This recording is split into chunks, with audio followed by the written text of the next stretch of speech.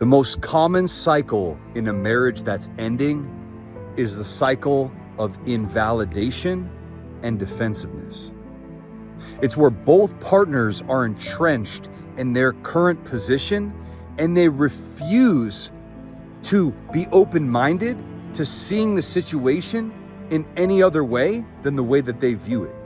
And what they try to do is they try to force their perception onto their partner. As soon as their partner starts to share their perception of what is wrong about the marriage, why there's conflict, why there's strife, why there's disconnection, the other partner invalidates their perception by telling them that they're wrong and gets defensive about what the other person is attempting to address.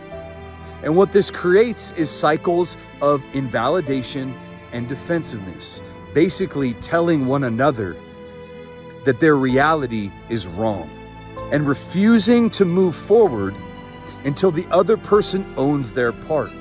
And see, if we want to create a culture of ownership inside our marriage, we need to learn how people don't want to own anything if all there is negative reinforcement on the other side. We need to learn how to brace the fall when people do take ownership.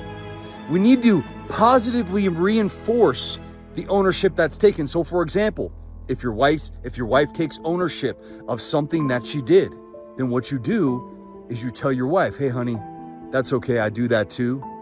And you know what? That's totally normal considering what happened. You learn how to brace the fall of her taking the ownership. You learn how to normalize the behavior. You learn how to relate through your own fallibility instead of your wife takes ownership or you take ownership and then you twist the knife. It's like, yeah, honey, I know I really messed up there. And then your wife says, yeah, well, you should know because, see, you always do this. Nobody wants to own anything when on the other side of ownership, all there is scrutiny.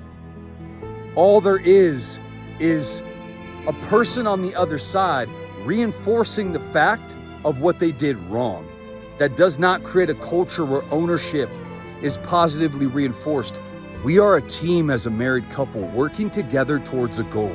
We are both fallible human beings. No marriage is destroyed without both people having a part. And that even includes extreme scenarios.